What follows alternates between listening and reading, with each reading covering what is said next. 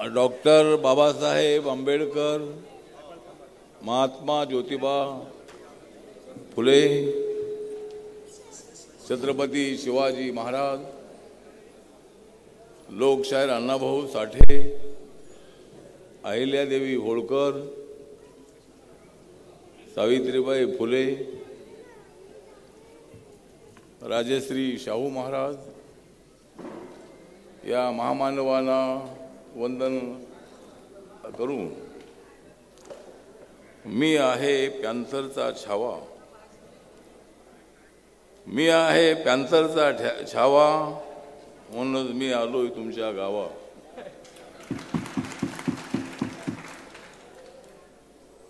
मी जागत आहे माझ्या भीमाच्या नावा,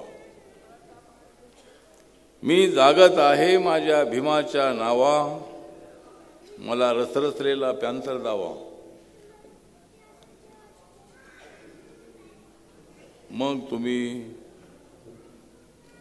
मग माझ्या या तुम्ही गावा. दलित पॅन्थरच्या सुवर्ण महोत्सवाच्या निमित्ताने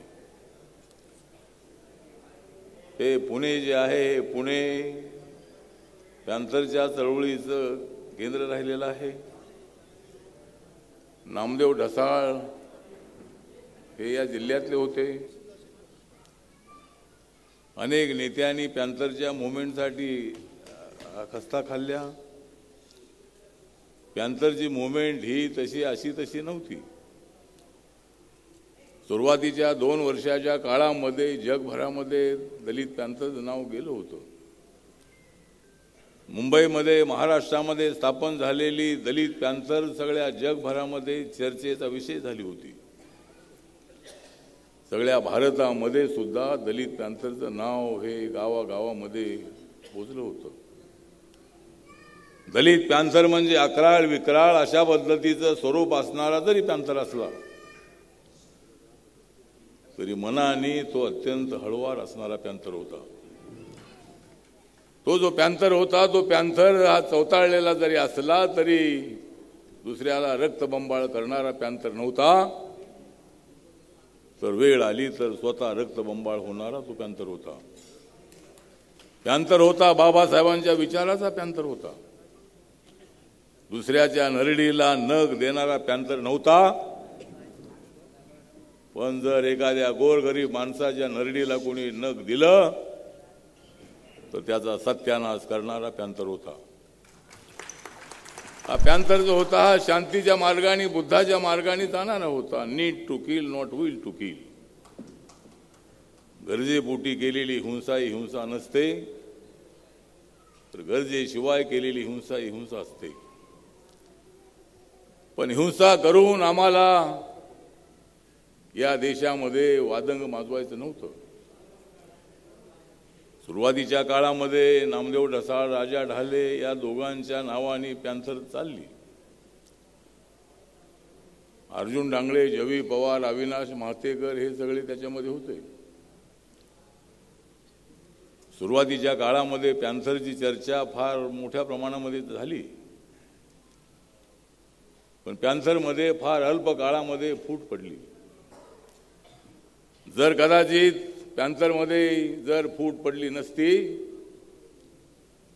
तर या महाराष्ट्रामध्ये तरी आपण सत्ता आणू शकलो असतो.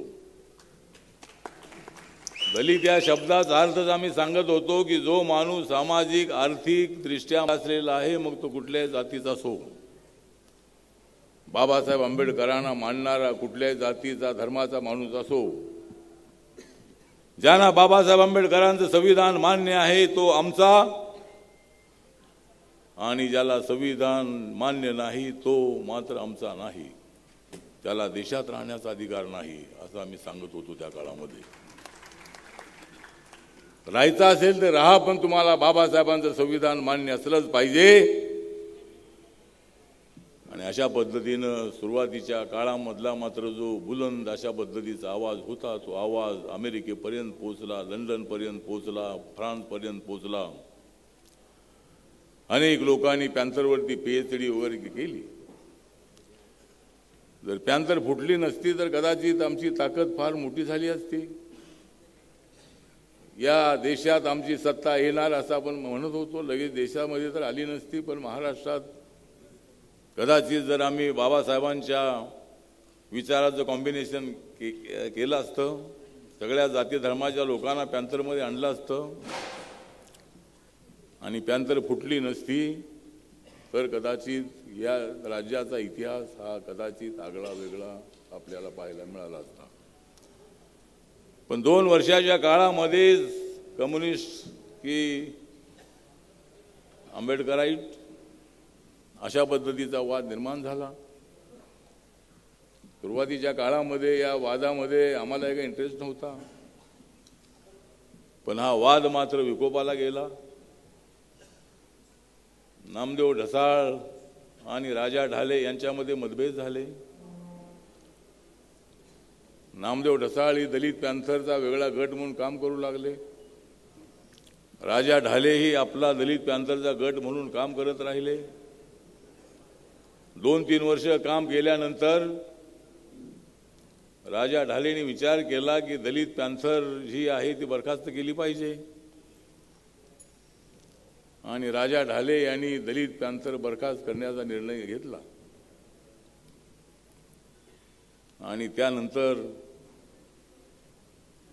त्यानंतर मग आम्ही निर्णय घेतला की पॅन्थर असली पाहिजे. सुरुवातीच्या काळामध्ये जी चर्चा झाली ती भारतीय दलित पॅन्थरच्या काळामध्ये फार चर्चा झाली नाही, पण पॅन्थर टिकवण्याचं जे काम आहे ते काम भारतीय दलित पॅन्थरने केलं. ज्या पॅन्थरच्या छावण्या आहेत त्या छावण्या गावागावामध्ये उघडण्याचं काम भारतीय दलित पॅन्थरच्या माध्यमातून झालं. मराठवाडा विद्यापीठाला बाबासाहेबांचं नाव देण्याचं फार मोठं आंदोलन झालं. गायरान जमिनीवरचं अतिक्रमण जे आहे ते करण्याचं आंदोलन झालं. ते अतिक्रमण आमच्या नावावर करा यासाठी आंदोलन झालं. झोपडपट्ट्यातल्या माणसांना न्याय द्या, त्यांच्या झोपड्या तोडू नका यासाठी आंदोलन झालं. झोपड्यांना मान्यता मिळालीच पाहिजे यासाठी आंदोलन झालं. मंडल कमिशनसाठी आंदोलन झालं. दलितांवर होणाऱ्या अत्याचाराच्या संबंधामध्ये आंदोलन झालं. दलित आदिवासीचा बॅकलॉग भरला पाहिजे यासाठी आंदोलन झालं. अनेक प्रश्नांवरती लढे देण्याचं काम भारतीय दलित पॅन्थरच्या काळामध्ये आम्ही सर्वांनी केलेलं आहे. माझ्यासारखा हॉस्टेलमध्ये राहणारा एक कार्यकर्ता, कधी भाषण वगैरे न करणारा, पण फील्ड वर्कर म्हणून आपण काम केलं पाहिजे, लिहिलं पाहिजे हे आवश्यक आहेच आहे. कोणत्याही चळवळीला वैचारिक दिशा असल्याशिवाय ती चळवळ पुढे जात नाही. त्या चळवळीला वैचारिक अशा पद्धतीचं जे दालन आहे ते नेहमी उघड असलंच पाहिजे. आणि मला काय तसा फार वाचायला वेळ नव्हता. मी रोज या गावातून त्या गावामध्ये, या जिल्ह्यातून त्या जिल्ह्यामध्ये, या राज्यातून त्या राज्यामध्ये माझे दौरे सारखे होत होते. माझ्या खिशामध्ये पैसे नव्हते, पण पैसे सोडून माझ्या खिशामध्ये सगळं होतं. पैशाचा विषय नव्हता, परंतु ही जी चळवळ आहे ही चळवळ तळहातावरच्या फोडाप्रमाणे जपण्याचा प्रयत्न जो आहे हा गावागावातल्या आमच्या पॅन्थरने केलेला आहे. भारतीय दलित पॅन्थरचा 12 वर्षाचा इतिहास 1977 ते 1989 पर्यंत ही भारतीय दलित पॅन्थर सातत्यानं संघर्ष करत राहिली, आवाज उठवत राहिली. आम्हाला न्याय मिळालाच पाहिजे. जर आम्हाला न्याय मिळत नसेल तर आम्ही वाटेल ती किंमत मोजायला तयार आहोत. अशा पद्धतीच्या डरकाळ्या फोडत ही चळवळ पुढे जात होती. ही चळवळ अशाच पद्धतीने पुढे जात होती. पण रिपब्लिकन पक्षाच्या ऐक्याचा विषय त्या ठिकाणी 1989 मध्ये आला आणि त्या ऐक्यामध्ये आम्हाला भारतीय दलित पॅन्थर बरखास्त करावी लागली. आम्ही सांगत होतो की भारतीय दलित पॅन्थर असू द्या, आम्ही रिपब्लिकन पक्षामध्ये आम्ही सगळे सामील होतो. सगळ्यांनी आग्रह धरला की आम्ही आमच्या संघटना बरखास्त करतोय तर तुम्ही सुद्धा पॅन्थर बरखास्त केली पाहिजे. मी त्यासाठी अजिबात तयार नव्हतो, पण मी हा विचार करत होतो की जर आपण ऐक्यामध्ये सामील झालो नाही तर आपल्यावर हा कायमचा डाग लागेल. आठवलेंनी रिपब्लिकन पक्षाचं ऐक्य फोडलं, हा डाग माझ्यावर लागेल.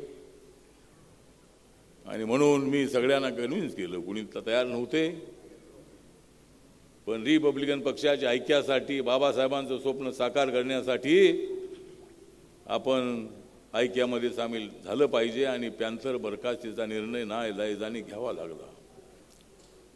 पण त्या काळामध्ये झालेलं ऐक्य फार काळ टिकलं नाही. 3-4 महिन्यातच मला वाटतं ते ऐक्य होतं. लगेच विधानसभेच्या निवडणुका आल्या होत्या, कुणाला पाठिंबा द्यायचा या मुद्द्यावर पक्ष फुटला आणि आमची पॅन्थरी गेली. पॅन्थरी आम्हाला बरखास्त करावी लागली होती अगोदरच. त्यामुळे आज इथे पॅन्थरचा जो 50वा सुवर्ण महोत्सव आपण साजरा करतो आहोत.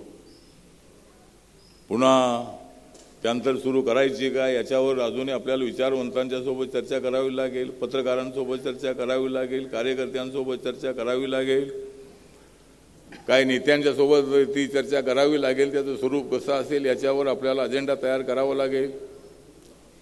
रिपब्लिकन पक्ष तर आपल्याला चालवायचा आहे.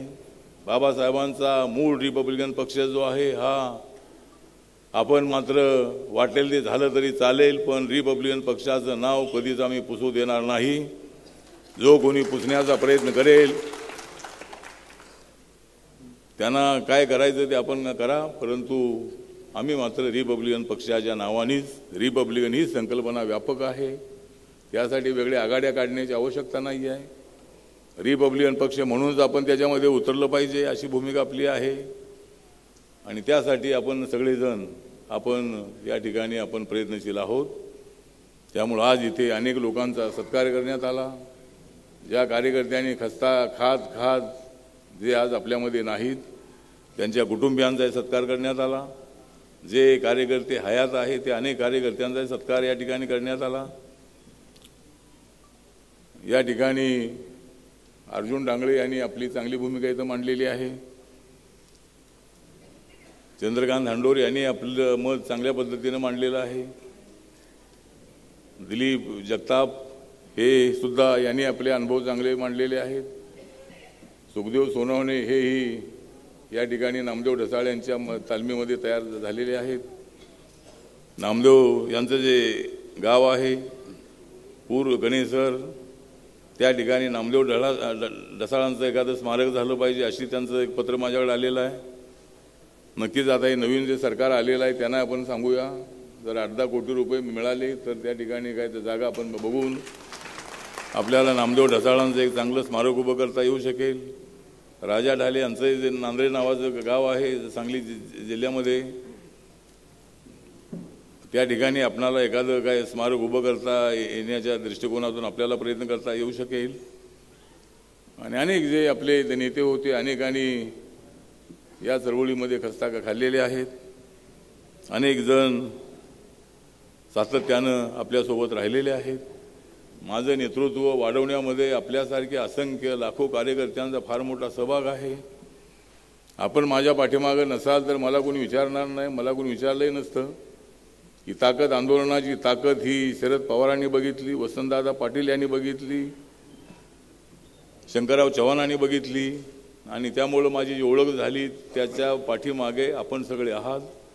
आपली शक्ती माझ्या पाठीमागं होती, आपली भक्ती माझ्यासोबत होती आणि त्यामुळं दलितांच्या मुक्तीचा लढा जो आहे हा यशस्वी करण्यासाठी आम्हाला प्रयत्न करता आला.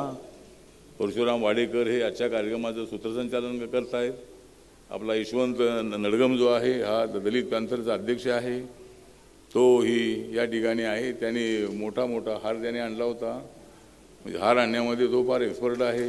म्हणजे ज्या वेळेला मुंबईला आला तरी हार मोठा असतो, जसा तिकडे हा हार बघितला की मला वाटतं मी तामिळनाडूमध्ये आलेलो आहे, मी तेलंगणाला आलेलो आहे, कारण एवढे मोठे हार इकडे मिळत नाही आहेत. म्हणा कुठून बनवून आणतो काय सांगता येत नाही. त्यामुळं एवढा मोठा जो हार आहे हा त्याने आणलेला आहे. तर अशा पद्धतीनं सगळे कार्यकर्ते जे आहेत, आता मी काय नावं सगळ्यांची घेत नाही, नाहीतर मी नावं 4-5 घेतली की माझ्या पाठीमागं सगळे बघतील. आमचा शैलेश चव्हाण इथला अध्यक्ष आहे, बाकी सगळे माजी अध्यक्ष या ठिकाणी उपस्थित आहेत.